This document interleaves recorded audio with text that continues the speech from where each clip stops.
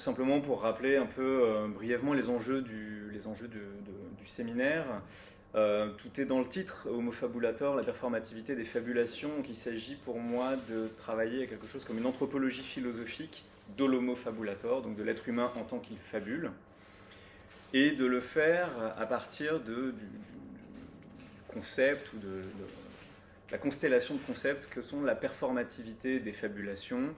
Donc l'idée étant que les fabulations sont omniprésentes et multiformes et exercent des effets réels. Alors la fabulation, pour le dire rapidement, c'est un concept exploratoire, volontairement souple, qui a vocation pour moi à réunir un grand nombre d'objets différents, qu'unit néanmoins un dénominateur commun, à savoir le brouillage, l'estompement, parfois jusqu'à la suppression pure et simple de la frontière entre réalité et imaginaire, entre fait et fiction, ou entre vérité et mensonge ou erreur.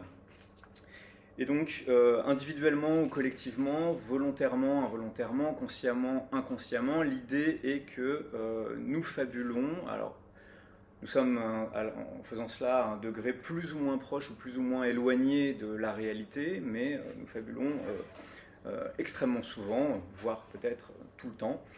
Et parce que nous y croyons, à ces fabulations que nous forgeons, alors elles entretiennent un certain rapport avec la réalité, des relations, voire elles peuvent finir par prendre corps dans la réalité, devenir réalité, ou influer sur la réalité. Donc elles façonnent, elles modèlent nos représentations du monde, elles guident notre action, et ultimement, à travers notre action, peuvent même en venir à transformer la réalité sociale, parfois même la réalité physique, des corps, des sujets, de la nature autour de nous, tout ce sur quoi notre action peut s'exercer. Donc la fabulation, il peut s'agir de récits oraux ou écrits, conformément à l'étymologie du terme fabula, qui renvoie à la parole, au discours, au récit, au conte, parfois avec un peu plus d'ampleur aussi au mythe, ou bien là aussi de nouveau une connotation un petit peu on retrouve la dimension affabulatrice de la fabulation, rumeur également, fabula signifie aussi rumeur. Mais il peut s'agir également de représentations ou d'images à la fois mentales et matérielles, visuelles, la représentation graphique, matérielle, picturale de certaines représentations ou de certaines images.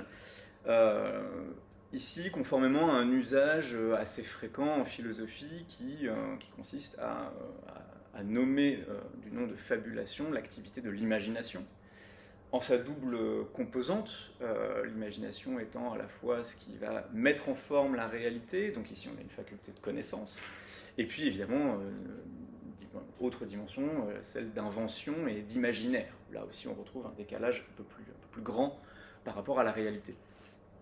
Donc de la fonction fabulatrice de Bergson aux fabulations spéculatives et ou critiques de Donna Haraway ou de Saidiya Hartman, par exemple, mais aussi du fictionnalisme scientifique d'un Weihinger ou jusqu'au fictionnalisme moral de Richard Joyce, par exemple, entre autres nombreuses configurations possibles. Ce travail sur les fabulations peut emprunter à différentes traditions, à de nombreux domaines, champs d'études, et s'appliquer à de multiples objets. Donc la fabulation en ce sens peut être, mais n'est pas forcément toujours trompeuse, mensongère ou illusoire. Elle peut avoir à voir avec les pratiques culturelles et artistiques les plus élaborées, mais pas nécessairement non plus. Elle peut être pathologique ou bien d'un usage tout à fait trivial, ordinaire, dans la vie de tous les jours. Et donc en ce sens, elle est à distinguer au cas par cas de tous ces différents objets avec lesquels elle a partie liée d'une manière ou d'une autre, sans se réduire totalement ni à l'un ni à l'autre parmi ces objets: le mensonge, la fiction, le mythe, l'hypothèse, l'hallucination, les biais cognitifs, mais aussi le complotisme ou le storytelling, par exemple. Et donc, le but de ce séminaire, c'est, d'une séance à l'autre, avec différents intervenants, spécialistes de différents objets et de différentes disciplines, c'est précisément d'interroger ces différentes constitution de la fabulation et les éventuels effets que chacune d'entre elles est susceptible d'exercer. Et donc aujourd'hui, pour cette première séance, ce sera une séance juridique, disons, de théorie, d'histoire et de philosophie du droit. Alors Clotilde Aubry de Maromont est maîtresse de conférences en droit privé, actuellement rattachée au laboratoire Droit et Changement Social, qui est une UMR, donc CNRS, et à l'université de Nantes. Elle est spécialiste des obligations et s'intéresse également à la théorie, à l'anthropologie, à l'histoire et à la philosophie du droit, dans la perspective d'une réflexion sur les fictions du savoir juridique et sur la manière dont les formes juridiques façonnent la réalité matérielle des sociétés. On retrouve tous ces thèmes dans l'ouvrage passionnant qu'elle a fait paraître cette année aux presses universitaires de France, La société obligée, origine et fondement de la civilité. Je le ferai circuler après, je l'ai avec moi. Et c'est également dans cette direction que sa réflexion d'aujourd'hui s'inscrit, en lien donc avec la performativité des fabulations juridiques. Et il sera donc question de la place des juristes dans la fabulation d'un récit de civilité. C'est à toi, Clotilde, merci beaucoup. Merci beaucoup, David. Merci pour votre présence. Merci, David, pour cette invitation, pour inaugurer ce cycle de conférences donc, qui nous réunit après nous avoir fait nous rencontrer, puisque c'est l'année dernière que nous nous sommes rencontrés avec David Simonin, justement parce que j'avais vu passer ce cycle et qu'il faisait fortement résonance avec mes travaux de recherche. Et on a commencé à discuter informellement. J'étais à Madrid à cette époque-là et je lui demandais est-ce que justement il peut y avoir des visios, ou en tout cas est-ce qu'on peut suivre à distance. C'était malheureusement pas possible. Et donc aujourd'hui il y a ces vidéos qui vont, je pense, être fort utiles. Mais en tout cas ça nous a permis de commencer à discuter fabulation ensemble et puis même à commencer à travailler sur un projet conjoint autour des fabulations de société, puisqu'en fait on s'est rendu compte que malgré nos différences disciplinaires, il y avait quand même des enjeux qui nous animaient en commun et qui valaient le coup de travailler en commun pour aller plus loin dans nos réflexions respectives. Voilà, donc comme l'indiquait David, je travaille effectivement sur la manière dont les formes juridiques performent la réalité et notamment donnent forme matérielle à nos sociétés occidentales. Et je m'intéresse en ce sens aux fictions du savoir juridique dans leur propension à dessiner les contours d'un monde, dans les contours de ce qu'on appelle réalité, qu'on pourra aussi interroger. Qu'est-ce que la réalité? Qu'est-ce que le rapport au réel? La question de fabulation fait directement s'interroger sur ces contours. Alors je m'intéresse plus particulièrement aussi et même plus largement dans une perspective de philosophie des sciences aux projections du savoir et à ce que notre activité intellectuelle de chercheur produit sur la réalité sociale. Parce que mes résultats de recherche m'ont invité à mettre en lumière que produire des connaissances n'était pas un acte neutre, que le savoir, et pas seulement le savoir des juristes, le savoir est agissant, dans la mesure où il participe à dessiner les contours, comme disait David, dont on se représente le monde, mais aussi la manière dont on agit dans le monde. Et donc c'est ce dont je vais vous parler aujourd'hui en évoquant mes travaux de recherche sur les juristes. Donc c'est un travail que j'ai construit depuis 15 années, depuis le début de ma thèse jusqu'à mon habilitation à diriger des recherches que j'ai soutenues il y a 2 ans, et donc qui s'est concrétisé par la publication d'un ouvrage, La société obligée, qui est paru au CUF il y a quelques mois. Dans cet ouvrage, l'idée c'est précisément de mettre au jour comment les juristes ont fabulé un grand récit d'émancipation de l'être humain, et ce récit qui repose notamment au travers de l'obligation sur une discipline des corps. C'est un récit qui, et c'est le but de l'ouvrage, a pris corps, sans mauvais jeu de mots, dans la réalité avec l'avènement de la modernité. Le droit, ce que j'aimerais mettre au jour dans cette conférence, c'est précisément que le droit, il est vraiment intéressant à étudier lorsqu'on s'intéresse à la fabulation, parce qu'il est directement performatif. Il produit ce qu'il énonce et on le comprend parce qu'aujourd'hui, ces normes agissent directement dans notre environnement. Il vient réguler nos manières d'être ensemble, de vivre ensemble. Donc ces concepts, ces catégories, ces représentations, elles agissent à grande échelle. Elles ont une dimension, je dirais, performative, forte, renforcée et presque évidente.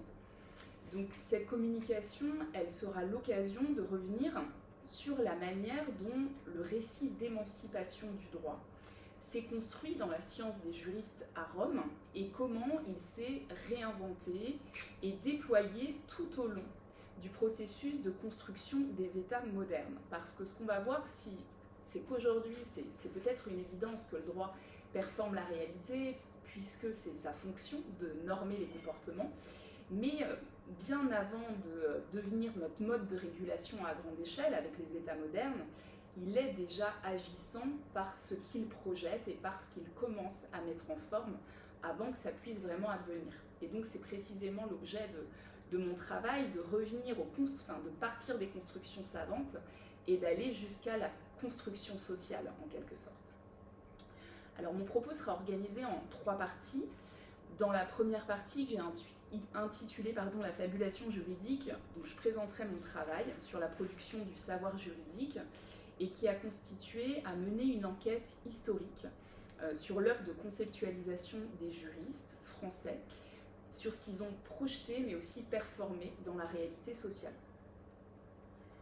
Dans la deuxième partie, que j'ai intitulée la fabulation scientifique, j'évoquerai les questionnements qui se sont posés à moi à l'issue de ces travaux en droit, en tant que chercheur et en lien notamment avec la prise de conscience de ce que produit le savoir par rapport à ce qu'on peut appeler justement la réalité, et notamment la déconnexion que peut opérer la fabulation et le savoir créé par rapport à la sensibilité humaine, par rapport, si on passe par l'activité d'intellectualisation, on a une forme aussi de déconnexion d'autres sphères des facultés humaines qui s'opèrent. Et puis, dans une troisième partie, intitulée La fabulation incarnée, qui sera plus une ouverture, je présenterai mes recherches en cours qui invitent à mobiliser justement d'autres facultés humaines que l'intellect, que la raison, pour précisément convoquer d'autres manières de fabuler, d'autres fabulations qu'on pourrait imaginer de manière spéculative pour l'avenir. Alors, première partie, la fabulation juridique. Dans mes travaux de recherche, je me suis intéressée à la façon dont est produit le savoir juridique en France, à ses méthodes, ses orientations et à ses effets sur la réalité sociale. Ces orientations me sont venues alors que je travaillais sur un sujet de technique juridique pure au départ. Je n'étais pas philosophe du droit avant de commencer ma thèse. Je faisais une thèse vraiment de technique juridique comme c'est l'usage dans la plupart des travaux de recherche en droit. Et dans le traitement de ce sujet, j'ai très vite été intéressée par la séparation assez abyssale que j'observais entre la théorie juridique, les concepts, et la réalité à observer. Je notais ce que Alfred Tarski, un philosophe des sciences, nomme une absence de vérité correspondante entre la science et la réalité. Et j'ai assez vite été amenée à m'interroger, à travailler sur l'univers de fiction créé par le droit. Je me suis donc plongée dans le travail des juristes, dans la conceptualisation juridique, pour comprendre cette construction fictionnelle du savoir. Et pendant ma thèse, réalisée entre 2010 et 2015, j'ai exploré cette absence de vérité correspondante entre fiction et réalité, en justement creusant les artifices de la pensée juridique. Et j'ai soutenu un essai qui s'appelait « Essai critique sur la théorie des obligations en droit privé », où je montre comme ça comment se créent les fictions juridiques en matière de droit des obligations, qui était ma discipline de départ. Ce que j'ai pu découvrir, c'est que par leurs instruments théoriques et aussi leurs instruments pratiques, les juristes inventent ce que Marie-Angèle Hermite, qui est une juriste actuellement à l'EHESS, les juristes inventent, elle nous dit que les juristes inventent un autre monde, un décalage avec la réalité, et c'est jamais la réalité elle-même, mais ils cherchent à inventer un autre monde. Et il y a cet esprit dans mon travail, précisément en montrant toute la fiction que les juristes projettent sur la réalité et inventent pour projeter une manière de vivre ensemble qui n'est pas le présent, mais qui est ce qu'on aimerait voir advenir. Alors après 2015, j'ai poursuivi mes recherches sur ce travail, même si j'avais déjà soutenu, je sentais que je n'avais réalisé qu'une seule étape de l'exploration. Alors je n'ai pas repris tout de suite mon travail, j'ai quand même laissé reposer un petit peu. Et puis j'ai été recrutée comme maîtresse de conférence à l'Université de La Réunion en 2017, rattachée dans un laboratoire interdisciplinaire qui m'a ouvert aux sciences sociales. Et notamment, j'ai été amenée à faire de l'étude de terrain, à me familiariser avec la littérature en sociologie, en anthropologie, en sciences politiques. Et toute cette familiarisation, les premières années de mon recrutement, m'ont invitée à renouer avec mon travail sur les obligations avec un autre regard. Plus qu'à observer le décalage entre fiction et réalité, j'ai tenté cette fois d'entrer dans une démarche explicative de ce décalage par le recours aux sciences sociales. Et je suis passée donc de l'analyse du comment le savoir fictionnel se crée pendant ma thèse à l'analyse du pourquoi le savoir fictionnel se crée par la suite. J'ai tenté de trouver des explications. Et cette deuxième partie de mes recherches est devenue mon projet d'habilitation à diriger des recherches, donc soutenu en 2023. Donc après avoir vraiment décrypté le comment les juristes fabulent en quelque sorte, même si j'employais pas le mot fabulation à l'époque, en droit c'est courant de parler de fiction, et bien dans ce travail, après, en mobilisant les sciences sociales, et bien je me suis interrogée plutôt donc sur le pourquoi. Pourquoi est-ce qu'on va créer de la fiction? Qu'est-ce qu'on cherche à opérer? Et donc j'ai pu observer qu'à travers la fiction de l'obligation, c'est un rapport au monde que les juristes cherchent à dessiner et qui se traduit dans leur savoir. Donc, si j'observais un décalage entre science et réalité dans ma thèse, c'est précisément parce que la science juridique n'a pas de rapport avec ce qui est, mais avec ce qui est projeté comme devant être. C'est vraiment une science du devoir-être et qu'est-ce qu'on projette sur la réalité sociale pour qu'elle advienne.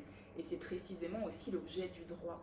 Quand on fait des réformes juridiques, on cherche à modifier ce qui est. Donc, à travers l'analyse d'un seul et même concept, qui est l'obligatio, donc l'obligation en latin à Rome, donc un concept issu du droit romain et qui était le point d'entrée de mon premier travail de recherche, j'ai été amenée à travailler sur ce que projettent les juristes sur la vie en société et sur l'implantation du récit qu'ils souhaitent voir implanté dans la vie sociale.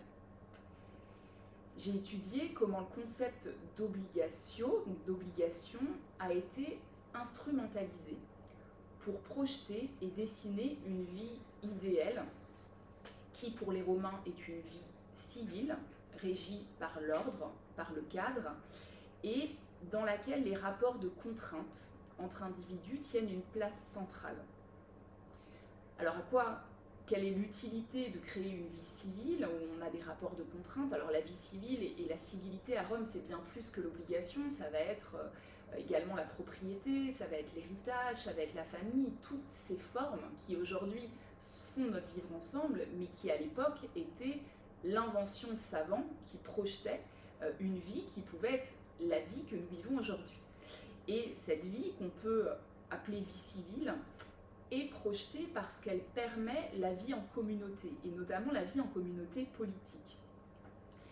Donc, ce que j'analyse dans mon travail, c'est comment cette projection juridique, au départ imaginaire, est destinée à réguler la vie d'une minorité de citoyens, puisqu'à Rome, le droit civil s'est projeté pour une minorité de citoyens.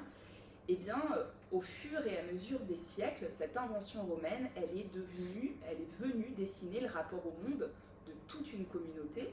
Alors d'abord dans certains territoires, et puis elle s'est exportée avec la colonisation notamment, et puis avec tout un effet de mondialisation plus large, elle s'est exportée dans la plupart des régions du monde. Et donc c'est extrêmement intéressant d'étudier comment on part d'un savoir au départ de juristes, d'une toute petite communauté, d'une fiction, d'une projection, et de savoir comment tout ça va pouvoir d'un coup dessiner une manière de vivre ensemble qui va se répandre à grande échelle. Alors je vous propose à présent de vous présenter les approches et méthodes que j'ai déployées dans ma recherche pour parvenir à ce résultat.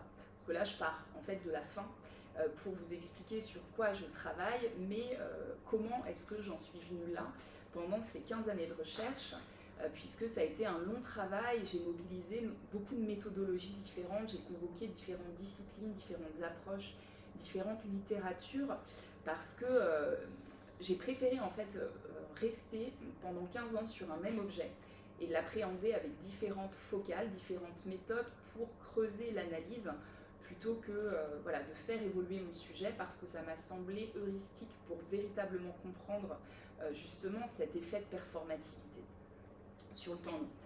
Alors j'ai d'abord mobilisé l'histoire conceptuelle et la philosophie du langage. Enfin, en réalité c'est pas temporel, c'est-à-dire que tout s'est un peu entrelacé d'un point de vue méthodologique, mais je vais vous présenter les choses dans cet ordre-là. Mobilisation donc, de l'histoire conceptuelle, philosophie du langage, de l'histoire intellectuelle et de l'histoire des idées politiques, et puis de la sociologie du droit et de l'anthropologie du droit. Alors tout d'abord, l'histoire conceptuelle et la philosophie du langage. Ce sont des méthodes qui m'ont été utiles pour analyser la trajectoire du concept d'obligatio sur le temps long entre l'époque romaine et l'époque contemporaine. Donc il ne s'agit pas de faire de l'histoire d'une... Mon travail, ce n'est pas un travail historique sur une période donnée avec une analyse du contexte en détail ou de ce qui s'opère vraiment sur un temps court. C'est vraiment des sauts dans l'histoire pour voir précisément comment le concept navigue et comment ce qu'opère cette grande trajectoire. Alors l'histoire conceptuelle, ce qui est intéressant, c'est qu'elle invite le chercheur, tel un paléontologue, à aller puiser des réponses, non dans des strates géologiques, mais dans des strates de discours pour comprendre comment un concept envisagé au temps présent, donc l'obligation, s'est formé dans sa structure et dans sa sémantique. Et l'analyse de discours, précisément, ce qu'elle permet de mettre au jour, c'est de retracer un récit. L'analyse du discours juridique, donc tel qu'issu de Rome, est intéressante car ce discours puise ses racines au départ dans des rites sacrés et donc dans des manières d'être au monde vis-à-vis des dieux, avant de devenir des concepts intellectuels.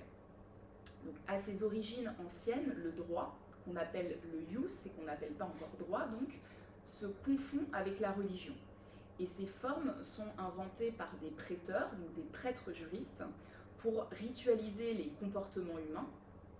Les citoyens, à l'époque, vont donc s'y conformer par peur de s'exposer à la colère des dieux. Donc, l'obligatio, c'est un rite sacré d'envoûtement qui signifie littéralement lié autour, et donc qui matérialise obligatio, donc le lien d'enveloppement du sujet, par le prononcé d'une formule, donc une formule magique, une formule rituelle, destinée à envoûter les corps, pour les faire agir dans une certaine direction. Donc mon travail a consisté à analyser précisément comment on est passé d'un rite, avant même qu'il y ait des écritures juridiques. Donc dans l'ancien droit romain, on n'a pas d'écriture, on n'a pas de codification, c'est de la ritualité. Comment est-ce qu'on est passé d'un rite à un concept, à une diffusion de ce concept dans toutes les sphères de la vie civile et politique. Ces rites romains qui dessinent donc une manière d'être au monde, se sont ancrés dans des concepts à Rome à l'époque impériale pour exprimer avec les mots ce qui était projeté sur l'agissement humain. Donc l'époque impériale, c'est l'époque des grandes codifications à Rome où on va passer par l'écrit et dans des codes qui vont inspirer nos codifications modernes. Eh bien, le ius romain va cette fois s'imposer par la croyance dans la toute-puissance du verbe. C'est ce qu'on appelle à Rome le ius imperium auctoritas. Le droit produit ce qu'il énonce par la puissance du verbe. Les jurisconsultes de la Rome impériale vont donc inventer des concepts pour saisir justement des manières d'être et une volonté que les comportements soient en quelque sorte. Donc les jurisconsultes à Rome inventent des concepts à vocation totalisante qui projettent une réalité sociale. Et cette réalité sociale dès l'époque romaine, c'est l'idée d'un ius commune, donc d'un droit commun, avec différentes formes, que ce soit l'obligatio, je le disais, la propriété, la famille, l'héritage. Voilà, ça va être tout un ensemble de choses qu'on retrouve aujourd'hui dans notre vie quotidienne et qui vont dessiner une vie civilisée. Il s'agit donc à Rome d'une projection au départ qui ne s'applique, comme je le disais, qu'à une petite minorité de citoyens, une classe supérieure. Et ce n'est qu'à l'époque moderne, avec la codification civile de 1804, importée ensuite dans de très nombreux pays, que la prophétie, en quelque sorte, des juristes va se réaliser au travers de la monopolisation juridique de la coercition par l'État, où là, d'un coup, le droit est appliqué à grande échelle. Et aujourd'hui, l'obligation, elle est au cœur de tous nos rapports sociaux. Donc, que s'est-il passé entre Rome et la codification ? Eh bien, ce qu'on va observer, c'est que le concept s'est tout de même révélé agissant. Avant de devenir une norme étatique applicable, le concept a déjà produit des effets en tant que savoir, en tant que concept. Parce que ce qu'on va observer, ce que j'ai pu observer dans mon travail, c'est que son sens, le sens de l'obligatio, s'est continuellement transformé, réactualisé pour produire aussi, avec cette réactualisation, certains effets. Et puis, c'est aussi un concept qui s'est diffusé dans des univers de langage variés. Et tout ça, c'est pas neutre. C'est-à-dire qu'un concept qui se diffuse, qui réinvente son sens, c'est qu'il veut produire quelque chose. Donc avant la codification, avant le monopole du droit par l'État, le langage juridique est déjà agissant et la science juridique opère une forme de travail, en fait, sans qu'on puisse vraiment le déceler.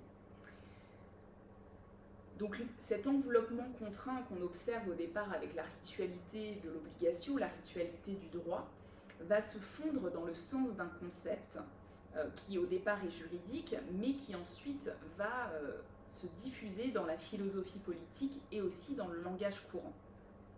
L'obligation va progressivement se confondre, avoir des couches sémantiques qui vont s'ajouter dans le concept, elle va se confondre en fait avec différents sens qui vont venir réactualiser le concept. En fait, l'analyse de l'histoire conceptuelle, ça permet de voir les couches sémantiques qui s'ajoutent dans un concept. On a un concept et un sens au départ, et en fait, un sens n'en remplace pas un autre. Ce sont des couches qui s'ajoutent. Donc l'obligation va se confondre, notamment, là, en fait, mon livre, il s'articule autour des 4 sens de l'obligation, et qui correspondent en fait à 4 temps, 4 intentions de ce qu'on projette aussi sur la réalité sociale. L'obligation se confond donc tout d'abord avec l'idée de liberté, avec l'avènement du libéralisme politique. Être contraint, si on veut contraindre en quelque sorte légitimement les hommes à une certaine époque sociale, il va falloir reconnaître, attacher à l'obligation aussi leur liberté. Être contraint, c'est être libre, et c'est vraiment le moment où émerge le contrat social et où l'obligation devient un pacte. Il faut donner son accord pour être obligé. Donc j'y reviendrai un petit peu, mais quand c'est toute la réflexion sur la souveraineté, on ne peut pas imposer une discipline des corps à grande échelle sans avoir un consentement des sujets au bout d'un moment. Et donc à compter du XVIe siècle, notamment, on va voir toutes les réflexions libérales qui commencent à arriver dans la réflexion juridique, dans la réflexion politique, et c'est la préparation du coup des réflexions sur le contrat social. Et tout ça va s'opérer aussi au travers de l'obligation, qui va commencer à être définie pas seulement comme un lien vertical de contrainte du sujet, mais comme un lien d'union entre les sujets où on trouve de l'accord. Ensuite, alors je fais vraiment des sauts dans le temps, mais c'est pour vous montrer cette histoire conceptuelle et comment l'obligation, elle ajoute des strates sémantiques. L'obligation va se lier avec l'idée de productivité. La productivité, avec l'événement du libéralisme économique, devient centrale dans la société. Et donc, le rapport de contrainte, en tout cas dans la théorie des juristes, mais on va voir que ça s'étend bien au-delà, le rapport de contrainte devient un rapport productiviste à mesure où l'obligation va confondre son sens avec la dette. Et donc, une des parties de mon travail, dans un de mes chapitres du livre, donc il y a 4 chapitres, c'est précisément de montrer comment les théories économiques ont fusionné avec les théories juridiques, et l'obligation, qui au départ n'a absolument rien à voir avec la dette, finalement finit par être définie comme une dette. Et aujourd'hui, on peut, voilà, même dans le langage courant, entendre dire j'ai une dette à ton égard, je suis obligé à ton égard, et utiliser les deux comme synonymes. Mais voilà, il y a toute une influence sémantique qui s'opère à l'époque où le libéralisme économique se déploie. Dernier sens, donc après la contrainte inventée à Rome, la liberté avec le libéralisme politique, la productivité, libéralisme économique, même si tout ça s'entremêle bien sûr, l'idée de système apparaît, car les rapports de contrainte sont ce qui va permettre de tisser toute la structure sociale et le lien social lui-même. Sans contrainte, pas d'État. Sans discipline des corps, sans envoûtement des corps, sans, voilà, pas d'État. Et donc, en fait, ce qui est intéressant à observer, c'est comment, dans la théorie juridique, en fait, l'obligation devient ce qui permet de construire tout le système juridique dans son ensemble. Il va englober tout, enfin, le concept va englober en quelque sorte tous les autres. Et aujourd'hui, pour ceux qui connaissent bien le droit, ils retrouveront un petit peu ce qu'on leur a enseigné sur les bancs de la faculté, parce que la théorie des obligations, c'est vraiment la matière phare du droit privé, c'est ce qu'on enseigne. On dit d'ailleurs que pour être un bon juriste, il faut faire ses gammes en droit des obligations avant d'apprendre le reste, comme si c'était vraiment on appelle ça d'ailleurs le droit commun, c'est la base de tout, et même le droit public et le droit voilà, plus des rapports entre l'administration publique, l'État, les particuliers, et les particuliers, eh bien, l'obligation reste ce socle commun. Alors, l'histoire conceptuelle permet précisément d'analyser ces strates de discours qui se sont ajoutées au cours du temps pour actualiser donc le récit et d'observer ce que le concept projette et ce qu'il crée en se diffusant dans différents univers de langage. Comme le dirait l'historien du droit Yann Thomas, la science du droit, en réalité, c'est une instance discursive qui produit le monde qu'elle désigne. Pour mener à bien mon travail, j'en passe à la seconde étape méthodologique, j'ai aussi mobilisé d'autres méthodes que sont l'histoire intellectuelle et l'histoire des idées politiques. Cette fois pour analyser non pas seulement le langage, mais aussi le rôle des acteurs, les juristes, dans la construction de l'ordre social et de l'État. En effet, si les concepts font le monde social, c'est par l'intermédiaire des acteurs qui pensent leur contenu et en déploient le rayonnement. L'histoire intellectuelle invite précisément à analyser selon quel cheminement et procédé une idée parvient à prendre corps dans la réalité sociale. Il s'agit donc d'analyser par l'histoire intellectuelle qui utilise le concept et avec quelle finalité. Cette analyse a été extrêmement riche car elle a permis de mettre en lumière le rôle des juristes, notamment de droit privé, mais avant la construction de l'État, il n'y a pas de droit public de toute façon, enfin, ou en tout cas pas présenté, pas rattaché au droit en tant que tel. Donc cette analyse, elle a été riche parce que on peut observer que les juristes de droit privé qui redécouvrent le droit romain dans la construction d'une pensée d'État entre le XIIIe et le XVIIIe siècle, eh bien, vont précisément mobiliser les concepts du droit romain, tels que l'obligation, la propriété, etc., pour penser le vivre ensemble à grande échelle, pour penser la philosophie politique moderne. Et on peut voir en fait le lien et le rôle de l'émergence des facultés de droit dans la formation des élites et dans la formation, dans le fait de construire ce qui va devenir le discours légitime et le discours, enfin la voie légitime en tout cas pour penser les rapports de pouvoir. Depuis l'époque romaine, la place des juristes est vraiment reconnue au sein de l'élite intellectuelle.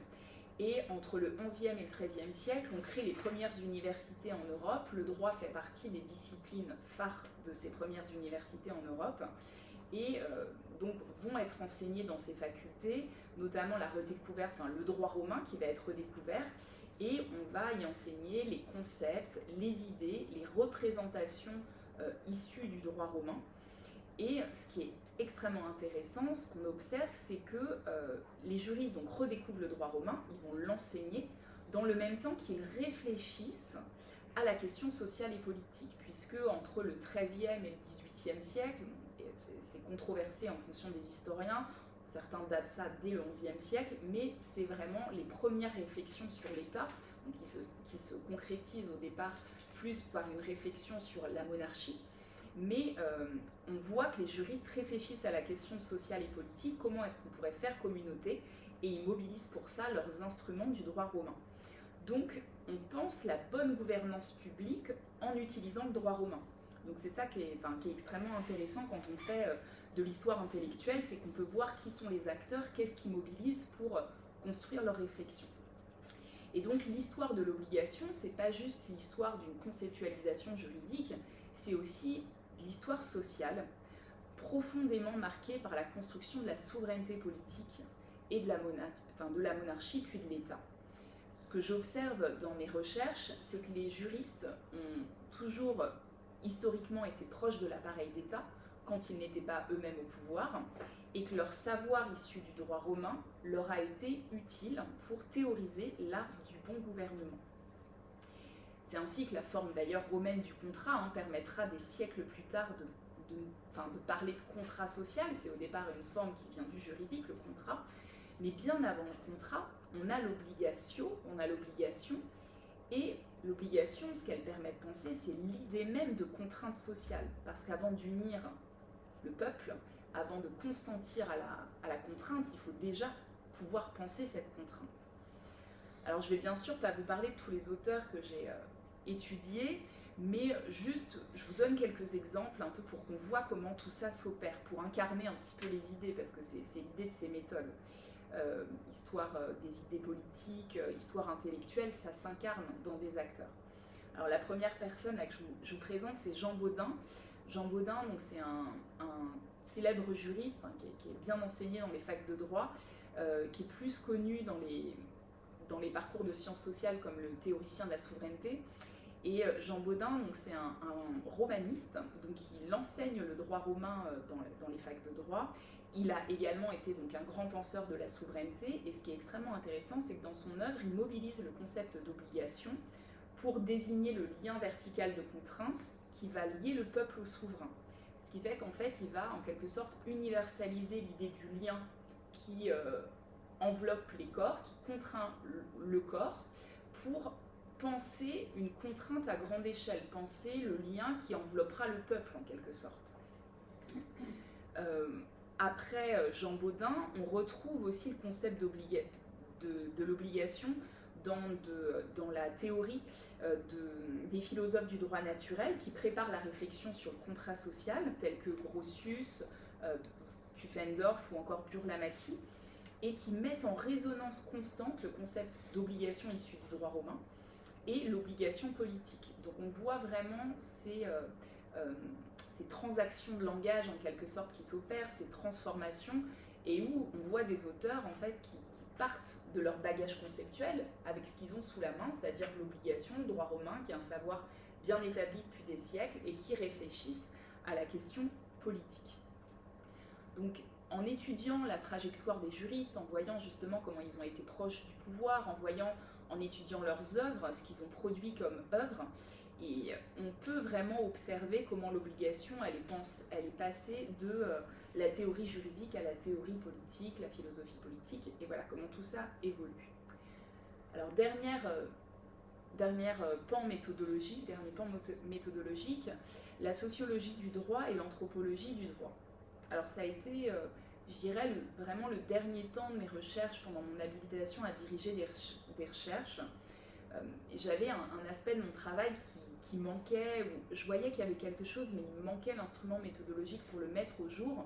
C'est comment s'opère la contrainte, parce qu'un des grands débats que j'avais pendant plusieurs années quand je travaillais à préparer mon habilitation à diriger des recherches, c'est ok, il y a la contrainte qui se dessine, il y a l'histoire du langage qu'on peut observer, le concept il navigue dans l'histoire, on a des acteurs qui le mobilisent, mais les individus ne reçoivent pas ce langage passivement. Ils ne reçoivent pas le récit du droit, le récit de la contrainte, le récit du droit civil passivement. Pour chercher à comprendre, en fait, ce que j'ai voulu chercher à comprendre, c'est comment un récit qui est dessiné par les savants finit par performer la réalité.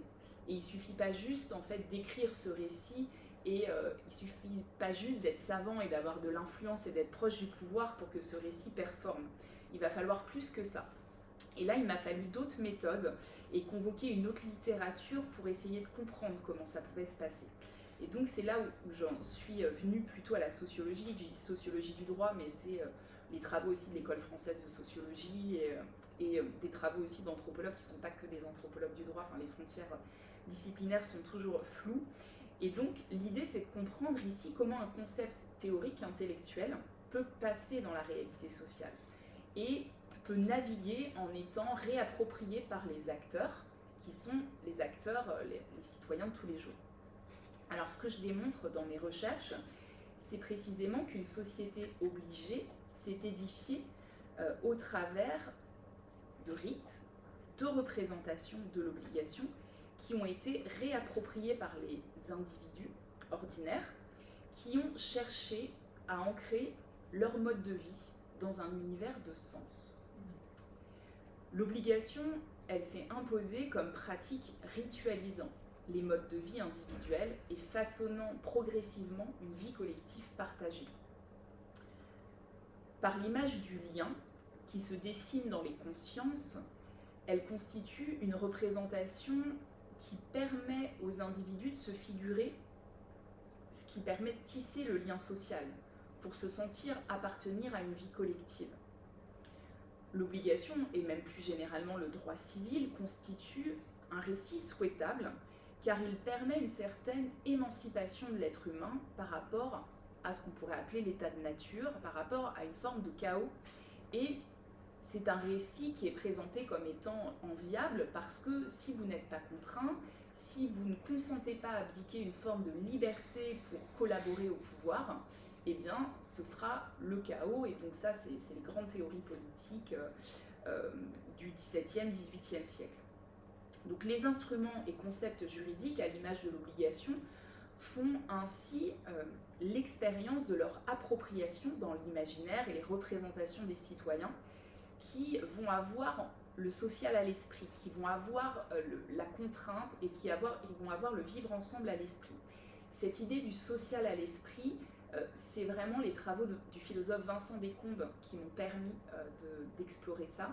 Il s'interroge sur les institutions qui créent du sens commun pour les individus, et notamment le droit, c'est une véritable institution du sens, qui va créer du sens commun, et qui fait qu'en fait, là, si j'en viens par exemple aux travaux de l'école française de sociologie et à Durkheim, il nous dit on ne peut pas s'obliger et on ne peut pas se contraindre si on n'y trouve pas un intérêt. En quelque sorte, soit en tant qu'individu, il faut qu'il y ait une forme de désir social de s'obliger. Et cette idée du social à l'esprit ou du désir d'obligation, elle invite vraiment à concevoir que nous co-construisons tous ce récit de société. Il y a une proposition peut-être qui est faite par des savants à un moment, mais ce n'est pas un récit qui va s'imposer par la force juste de la domination. Et voilà, il y a quelque chose qui s'opère aussi avec une volonté pour l'individu de s'obliger. Donc, en se réappropriant les formes du droit et le discours du droit, les individus sont dans la projection d'un récit qu'ils participent eux-mêmes à entériner et à bâtir. Donc voilà, je pense que vous avez compris l'idée, le récit ne s'impose pas que de l'extérieur. Ce qui est intéressant, c'est qu'aujourd'hui, on a des travaux contemporains en droit qui s'intéressent à un mouvement qu'on appelle la conscience du droit, c'est les Legal Consciousness Studies, et c'est des travaux qui visent à montrer justement qui visent à montrer que les individus agissent avec conscience du droit et que s'ils mobilisent le droit parfois comme une arme, qu'ils mobilisent son langage, c'est précisément pour se constituer un univers partagé, défendre une certaine idéologie, mettre en place des choses. C'est pas, l'univers du droit n'est pas ne s'impose pas totalement aux individus de l'extérieur. Il est co-construit aussi par eux, réapproprié, retravaillé, modifié. Voilà. Et donc, ce que je démontre dans mes travaux, c'est précisément que l'obligation, ce qui est intéressant, c'est que pour les individus, elle va proposer un récit lisible, un récit acceptable et un récit désirable par rapport à la peur du chaos. Que l'obligation, c'est vraiment l'émancipation par l'ordre, par le cadre, et aussi une forme de décharge d'une responsabilité individuelle qui est très lourde à porter au profit d'une unité directionnelle. Et c'est ça le droit, c'est qu'on propose de suivre, c'est pour ça que le droit a succédé aussi, on dit que le droit a succédé aux religieux, ou en tout cas certains le présentent comme la nouvelle religion, la religion des modernes, comme nous dirait Bourdieu pour l'État, qui est la religion des modernes. Eh bien en fait le droit, ce qui permet, et la figure de l'obligation elle est emblématique, c'est une unité directionnelle et c'est de s'en remettre en fait à une décision plus grande qui nous dépasse. Donc voilà, les individus se sont progressivement abandonnés à des rapports de contrainte dans toutes les sphères de la vie civile pour faire société et assurer leur protection. J'en arrive donc à la fin de la présentation, la première partie de mon travail. Juste peut-être en résumé vous dire que pendant 15 ans, donc j'ai pas quitté mon objet entre 2010 et 2025. J'ai jamais quitté mon objet, l'obligation, mais je l'ai fait naviguer avec moi dans différents espaces qui m'ont permis donc de le travailler, de le mettre à l'épreuve pour essayer de comprendre ce récit et cette fiction que je touchais déjà du doigt depuis le début de ma thèse. Et l'ouvrage que j'ai publié, La société obligée, raconte cette mise en récit avec ces différentes méthodologies que j'ai utilisées, mais qui se fondent en fait, on va dire, ensemble, sans être des parties différentes du livre. Et ce que j'ai voulu voir illustrer pour la couverture du livre, c'est précisément ça. Donc l'année dernière, j'étais en résidence à la Casa de Velázquez à Madrid et j'ai connecté avec une illustratrice qui justement faisait des dessins, enfin des illustrations qui me semblaient se rapprocher de ce que j'avais envie de voir illustré de l'idée du livre. Et là, on voit en fait dans cette illustration précisément des livres, un labyrinthe de livres qui finit par structurer une ville. Donc vraiment, c'est l'idée des idées des livres, des concepts juridiques qui donnent forme à la réalité, et c'est précisément ce parcours que j'ai voulu retracer dans le livre. Et donc on observe bien à travers cette illustration, précisément, j'ai remis la phrase, je ne crois pas vous l'avoir citée encore dans le cadre de cette conférence, mais une phrase qui résume bien aussi l'idée du livre, qui est une phrase d'Aldo Schiavone: l'ordre du discours produit l'ordre de la cité.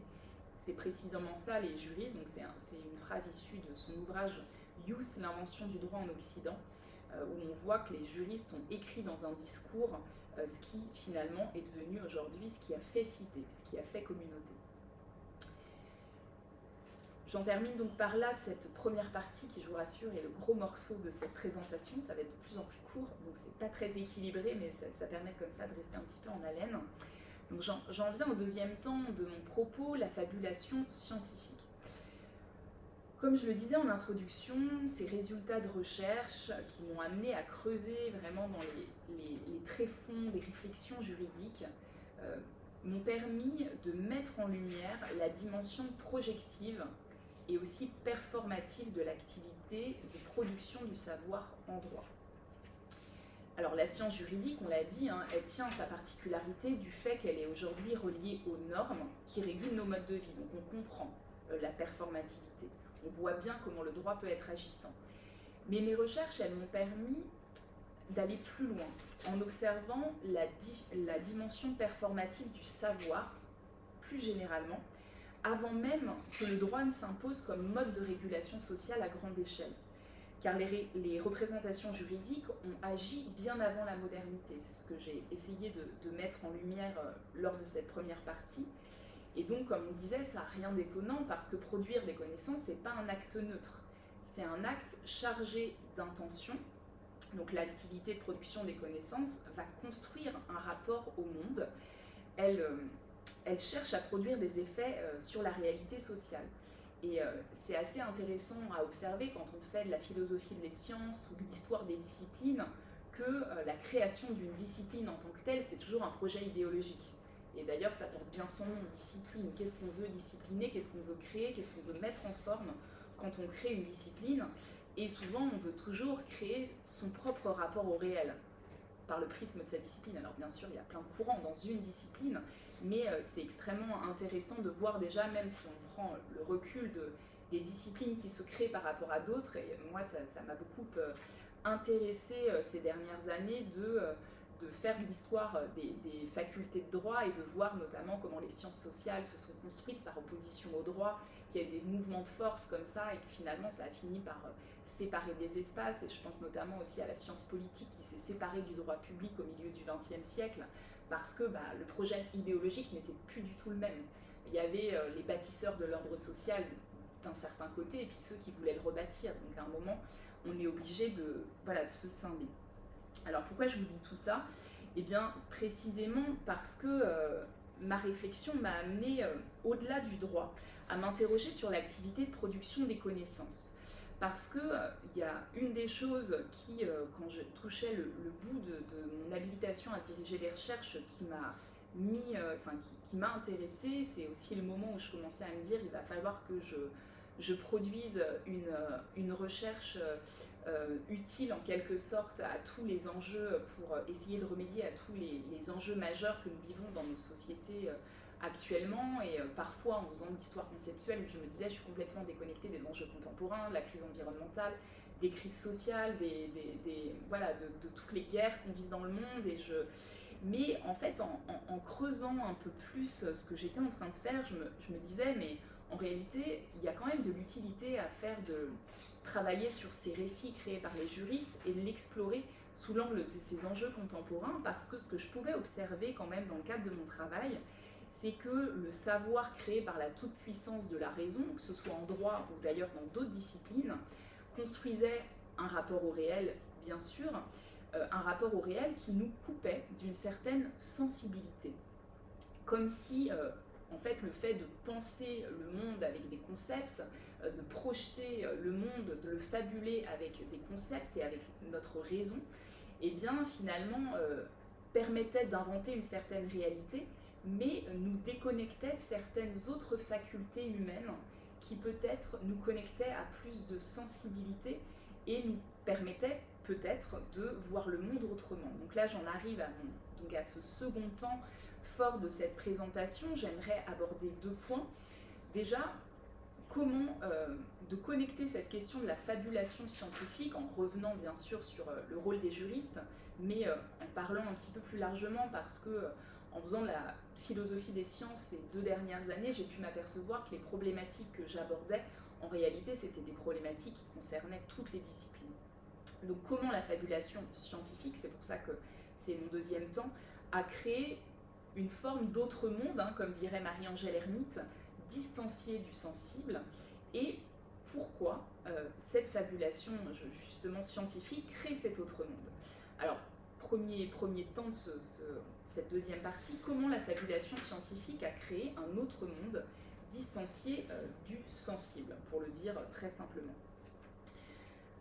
Pour mettre en perspective mes recherches en droit, j'ai été amenée, donc comme je vous le disais, à m'intéresser à la philosophie des sciences et portée notamment par un mouvement, je me suis intéressée notamment à un mouvement critique de la philosophie des sciences porté par Isabelle Stengers, qui réhabilite la pensée du philosophe du début du XXe, Whitehead, philosophe qui invite à analyser combien la science et combien le travail de réflexion théorique scientifique abstrait la réalité et construit un certain rapport au monde. Dès 1925, dans Science in the Modern World, Whitehead, donc le philosophe des sciences, s'attaque à ce qu'il nomme le matérialisme scientifique dogmatique. Il développe une philosophie du processus et il insiste sur le fait, et là je le cite, c'est dans Process and Reality de 1929, il dit la chose suivante: il est urgent de voir le monde comme un réseau de processus interdépendants dont nous sommes partie intégrante et que tous nos choix et nos actions ont des conséquences sur le monde qui nous entoure. Alors pourquoi je vous dis tout ça? Mais pourquoi je passe du droit à ça? Eh bien précisément parce que ce qu'il nous dit par là, c'est que nos disciplines, nos théories abstraites de scientifiques, quelle que soit notre discipline, créent des visions du monde, ou en tout cas tentent d'élaborer des visions du monde et tentent de créer un certain rapport au réel.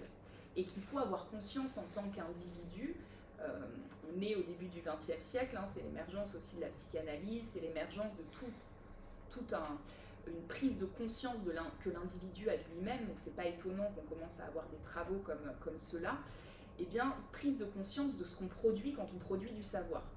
Et donc vraiment cette idée que le savoir, il est agissant par les coups qu'il institue dans la réalité au moyen de ses concepts, de ses méthodes et de ses perspectives. Alors là, l'image, elle est assez emblématique pour montrer ce que peut produire du savoir. Le savoir intellectuel, en invitant à percevoir le monde par le prisme de la raison et donc de l'intellect, produit une certaine manière d'être au monde. Et si on projette une réalité avec sa tête, on n'est peut-être pas dans une perception du monde plus sensible si on était à l'éprouver avec nos sensations. Alors je vais avancer dans cette idée progressivement pour peut-être que vous suiviez plus là où je veux en venir. Là, ce que je veux vous dire à ce stade, c'est vraiment que, et c'est ce que nous dit Isabelle Stenger, c'est ce qui réhabilite ces théories, c'est que les concepts, les théories découpent le réel. Et ce qui est extrêmement intéressant, c'est d'observer comment ces visions du monde ont pu constituer un terrain favorable à l'instauration de ce qu'aujourd'hui on essaye de traiter, le fameux grand partage entre nature et culture. L'une des dimensions donc, de mon travail, plutôt sur la fin de mon habilitation à diriger des recherches, et c'est quand même un petit peu présent dans mon ouvrage, c'est aussi de mettre au jour que la posture intellectuelle, donc qui nous invite à conceptualiser pour les juristes, à penser le monde qui nous entoure, nous coupe du monde sensible.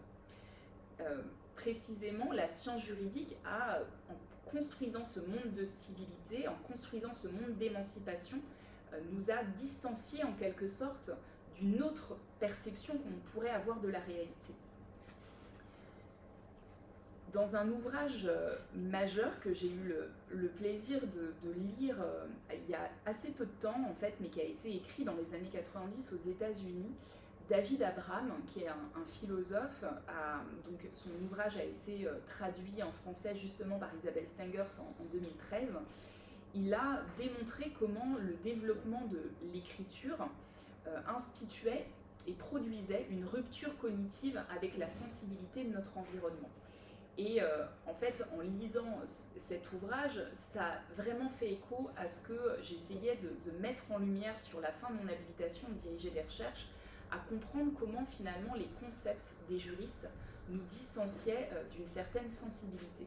Alors pour ne parler que de l'obligation, qui est mon domaine de spécialité, ce qui est intéressant, c'est de voir comment, par l'obligation, en fait, on abandonne, ce qui est conceptualisé, c'est l'abandon de la souveraineté individuelle à l'impérium d'une autorité externe à même de décider du sens de nos actions.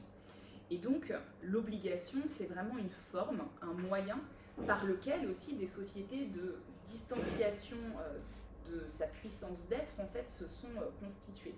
Les sociétés de domination, les sociétés d'appropriation du vivant se constituent plus facilement si, en tant qu'individu, on se dépossède du sens de nos actions que si on est pleinement incarné, en quelque sorte. Je ne sais pas si vous arrivez à me suivre. En tout cas, je me suis rendu compte vraiment de l'influence des catégories, des concepts au départ purement fictionnels sur la réalité sociale. Et je me suis interrogée aussi sur le pourquoi. Pourquoi la fabulation scientifique crée cet autre monde dont nous parle Marie-Angèle Hermite, distancié donc de ce monde sensible. Alors bien sûr, il ne s'agira pas pour moi ici de vous livrer à une analyse neuroscientifique que je ne maîtrise pas, mais juste d'esquisser quelques pistes d'ouverture en lien à la fois avec ce que j'ai pu observer dans mon travail, mais aussi avec ce que j'aimerais explorer dans mes recherches futures et notamment le projet qu'on essaye de mettre en place avec David. Alors, j'en reviens donc quelques minutes au récit du droit et à la fabulation juridique. J'ai essayé de comprendre aussi sur la fin de mon habilitation à diriger des recherches pourquoi en fait les individus, pourquoi les juristes se sont mis à fabuler. Dans quel contexte en fait on voit qu'ils utilisent les concepts du droit pour créer cette réalité sociale et s'arracher en fait à un certain chaos. Et ce que j'identifie dans mes recherches, c'est que les projections intellectuelles des juristes prétendent dessiner un monde idéal dans un contexte de société souvent très blessée, très meurtrie. Le conceptualisme juridique, il émerge d'abord avec l'Empire romain, avec la volonté de sortir de nombreux siècles d'obscurantisme pour projeter une société de rayonnement. Cette société civilisée qu'on invente à Rome, c'est vraiment l'idée aussi de sortir d'une forme de chaos. Et à ce moment, les concepts à vocation totalisante, qui sont inventés par les juristes, projettent certains fantasmes d'émancipation sur la réalité sociale. Donc ça, c'est le premier temps que j'identifie pour vous illustrer ces périodes un petit peu chaotiques. Mais il y a différents temps dans l'histoire comme ça, des temps forts de conceptualisation des juristes, et notamment, autre temps fort, la création des premières universités en Europe. Pourquoi est-ce qu'on essaye de redécouvrir à cette époque le droit romain? Pourquoi est-ce qu'on va chercher dans les vestiges du passé de quoi dessiner ce ius commune? Eh bien, précisément, on sort du Moyen-Âge, on sort encore une fois de siècles d'obscurantisme, on sort de chaos, on sort de conflits, et on va chercher à mobiliser des concepts qui vont nous faire projeter quelque chose sur la réalité sociale pour se distancier en quelque sorte de ce chaos. Autre temps fort, je fais vraiment des sauts dans l'histoire, mais peut-être pour vous illustrer vraiment ce que je veux dire, après la Révolution française, l'écriture des codes, la codification, pareil, on redécouvre le droit romain, on va chercher la codification, le code civil de 1804, je ne sais pas si vous savez, mais on reprend précisément l'ordre de la codification romaine pour s'inscrire dans une continuité avec le passé, et on va projeter une société organisée par les cadres et les concepts, les concepts et les mots du droit romain. Donc, ce qui est intéressant, c'est d'observer que la codification, ou en tout cas la conceptualisation juridique, elle est très active dans les moments où on veut sortir de périodes de chaos. C'est-à-dire qu'on projette fort et on fabule fort dans les moments où on a envie de se distancier avec une certaine souffrance qui est notre réalité. Donc l'écriture du droit, elle est active dans un contexte de société très blessée, dans un contexte de société régi beaucoup par la peur. Et donc l'intellect, ce qui va permettre, c'est de projeter une réalité différente de ce qui est, car le droit, justement, c'est un autre monde. On peut se mettre en sécurité dans cet autre monde de concepts. Et là, j'ai envie de vous citer encore une fois Marie-Angèle Hermite, mais cette fois la citation entière, quand elle nous parle de cet autre monde, elle nous dit la chose suivante, elle nous dit « Les constructions juridiques se caractérisent par la mise à distance de l'objet initial. Le droit n'a pas l'ambition de la réalité, encore moins de la vérité. Il réinvente un autre monde. Le phénomène est paradoxal pour une instance qui organise concrètement le monde par de la pratique des hommes et des choses qui y retournent. » Donc, passer par les mots du droit, par la raison juridique, c'est projeter une société différente de ce qui est. En tout cas, pour ce que sont les juristes de droit civil, c'est projeter une société aussi de lumière par rapport au chaos. Ils n'ont pas voulu ordonner pour ordonner, il y avait une véritable volonté d'émancipation. Alors le droit, il est assez emblématique parce que c'est un instrument de discipline, c'est un instrument qui met de l'ordre, c'est un instrument de protection, mais en réalité, toute fabulation distancie du réel.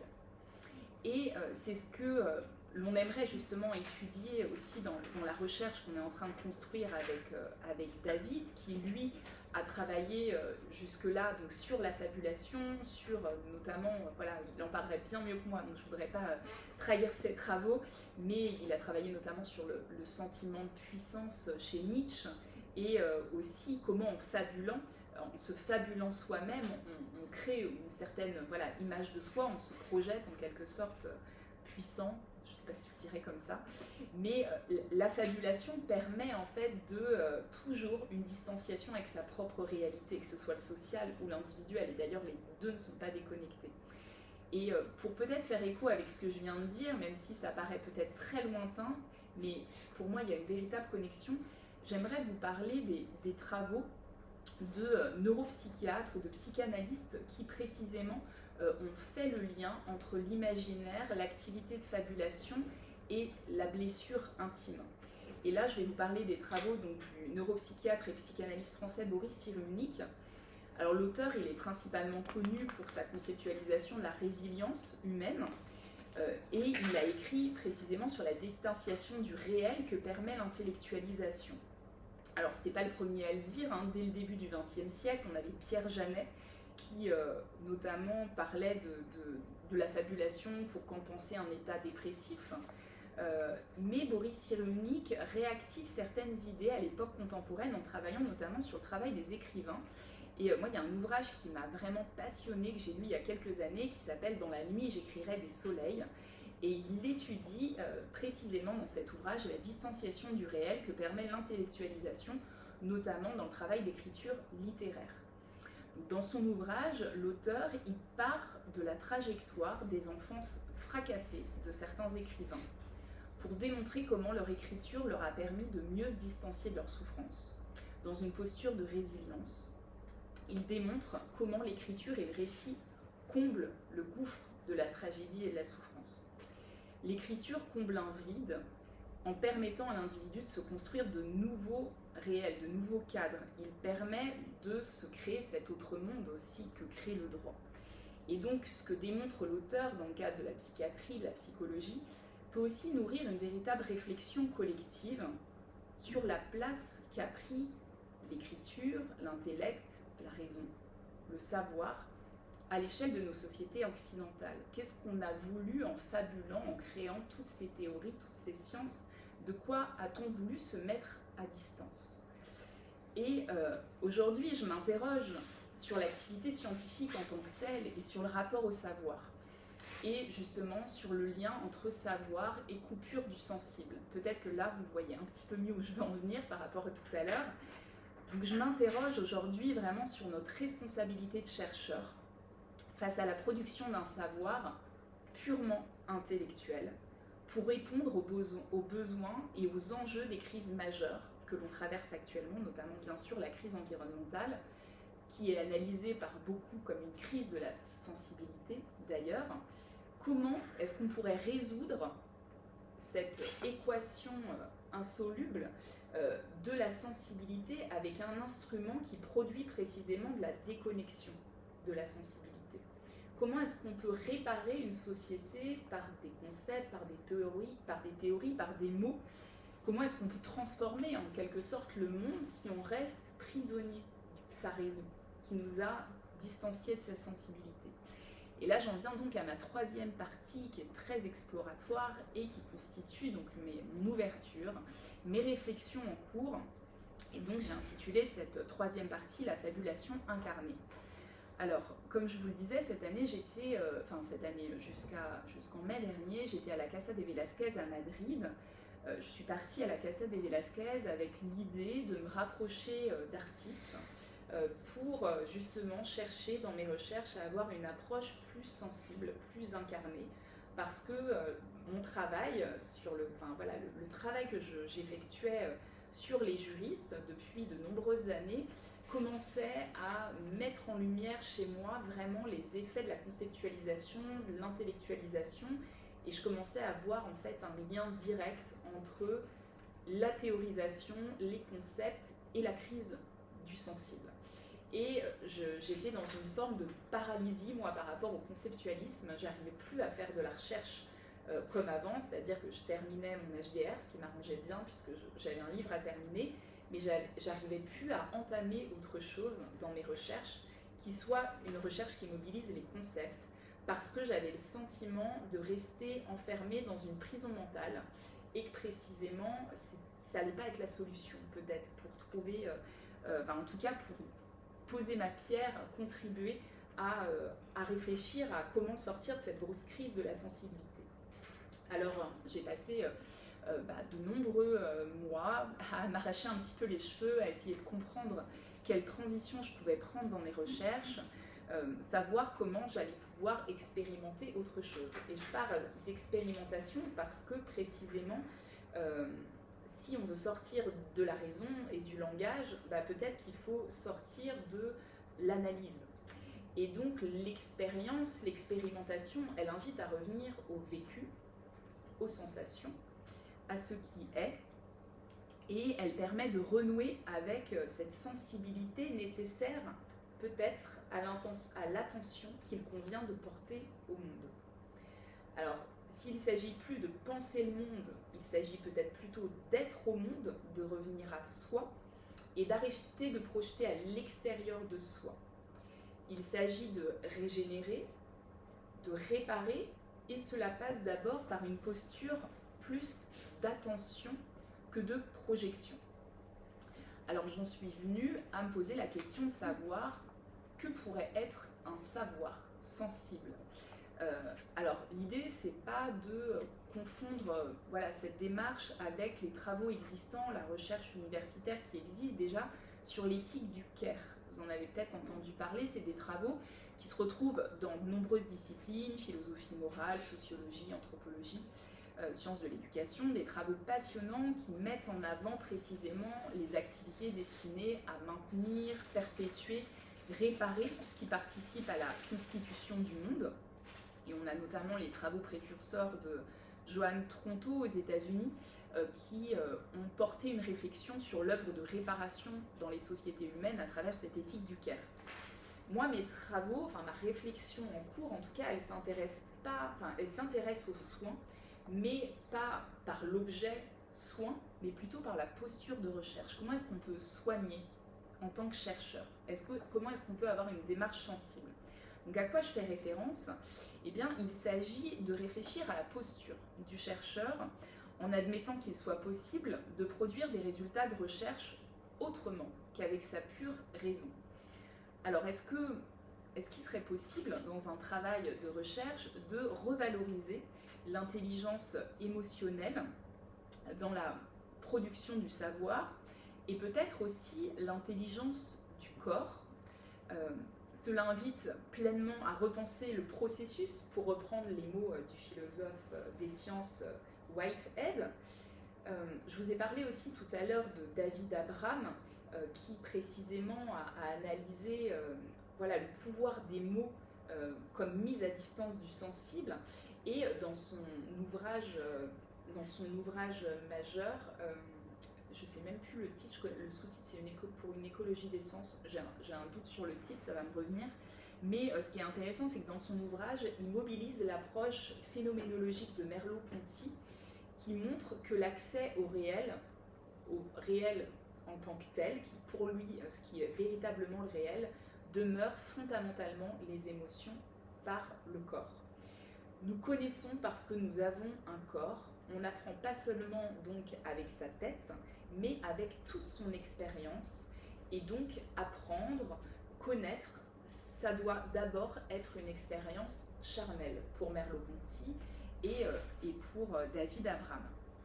Alors justement, donc c'est des travaux qui m'ont beaucoup intéressée ces derniers mois et que j'ai pu mettre en connexion avec les approches artistiques que je découvrais et qui commençaient à m'intéresser pour justement essayer d'expérimenter autre chose dans mes recherches. L'idée, c'est d'essayer de savoir comment est-ce qu'on pourrait mobiliser ces capacités sensibles, sensorielles, incarnées dans des recherches. Et c'est ce que donc, j'explore actuellement, mobiliser des savoirs non académiques pour développer l'affect. Donc j'utilise en fait des méthodes, vraiment j'en suis au tout début et ça sera aussi une des explorations dans le cadre du travail qu'on mène avec David. On a chacun des casquettes un peu différentes, moi j'ai envie d'explorer ça. Et donc c'est des méthodes qui passent notamment par le mouvement, qui passent par la reconnexion au corps. Là je pense à deux méthodes que j'ai envie d'explorer qui sont au départ des méthodes somatiques, le Life Art Process d'une part et le Body Mind Centering d'autre part. Ce sont des pratiques au départ qui mobilisent la danse, qui mobilisent l'art visuel, qui mobilisent l'écriture pour mettre en mouvement de nouvelles écritures de soi et donc de nouvelles écritures du monde en quelque sorte. Et donc ce sont des méthodes qui passent à la fois par le mouvement et par la relation à l'autre. Et là j'avais envie de vous citer Gabrielle Roth, qui est une personne qui a beaucoup écrit justement sur le mouvement, qui a créé une forme de danse qui s'appelle la danse 5 rythmes, qui a influencé tout de suite toutes ces déclinaisons aussi de mouvements et qui permettent des réécritures de soi et des réécritures de récits sociaux. Elle nous dit la chose suivante: le mouvement n'est pas seulement une méditation, c'est aussi une médecine qui guérit la fracture entre notre esprit et notre cœur, notre corps et notre âme. Et précisément, l'idée en fait d'explorer des méthodes incarnées de recherche qui passent par le corps permettrait cette reconnexion. Alors, j'ai eu le plaisir de découvrir assez récemment qu'en réalité, ça existait et c'était déployé déjà par certaines personnes. Alors, c'est très timide encore en France. On a un laboratoire qui déploie un petit peu ces activités à Marseille, le centre Norbert Elias, avec certains chercheurs qui vont mobiliser le corps, qui vont avoir des approches incarnées de la recherche. C'est plus répandu à l'étranger, mais je fais quand même l'hypothèse du fait que ça risque de se déployer dans les années qui viennent, précisément pour explorer d'autres manières de faire de la recherche et pour remédier en quelque sorte à cette fameuse crise de la sensibilité. Alors, est-ce que ça veut dire qu'il faut abandonner toute raison, toute fabulation? Non, parce que c'est un débat qu'on a eu déjà avec David. Moi, j'avais tendance à écrire, mais en fait, pour changer le monde, il faut complètement sortir de sa tête, abandonner sa raison. Mais voilà, comme me le disait si justement David, la fabulation, c'est profondément inscrit dans la nature humaine. On ne peut pas s'empêcher de fabuler. Alors, comment est-ce qu'on pourrait articuler le mouvement, la sensorialité avec la fabulation? Eh bien, c'est un des autres aspects de notre exploration, de notre travail exploratoire, c'est précisément de lier en quelque sorte mouvement, incarnation et fabulation. Donc d'où l'appellation fabulation incarnée. Un des aspects qu'on veut explorer aussi, c'est la fabulation spéculative. Et ce qu'on observe, c'est que ces dernières années en sciences sociales, notamment depuis une dizaine d'années, on a un véritable tournant en sciences sociales qu'on a pu appeler le narrative turn, donc qui vise à allier de plus en plus science et fiction, en mobilisant le concept notamment de fabulation spéculative proposé par Donna Haraway, dont David a parlé en introduction. Et l'idée, c'est d'explorer le matériau fictionnel et les bénéfices heuristiques du matériau fictionnel pour réfléchir à de nouvelles fabulations pour l'avenir.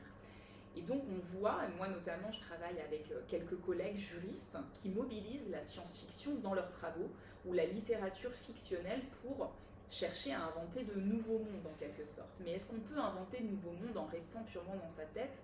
Moi je fais l'hypothèse que non. Et donc voilà, ce que j'aimerais aujourd'hui, c'est mêler toutes ces réflexions sur la fiction, sur la fabulation, avec des démarches plus exploratoires de recherche, plus incarnées de recherche. Et donc, j'avais envie de vous en parler aujourd'hui parce que, même si ça paraît être le grand écart entre ma formation de juriste et où j'en arrive ici, en réalité, ça fait assez sens parce que les juristes sont historiquement, pour moi, vraiment les plus grands savants fabulateurs qui ont créé justement cet univers de concepts, alors même qu'au départ, ils partaient de la ritualité et du corps dont ils se sont éloignés. Et donc, voilà, je pense qu'il y a de belles pistes de recherche à explorer sous ces angles-là. Je vous remercie pour votre attention. J'ai été un petit peu longue, mais voilà, je me suis laissée un peu emporter par tout ce que j'avais envie de vous partager.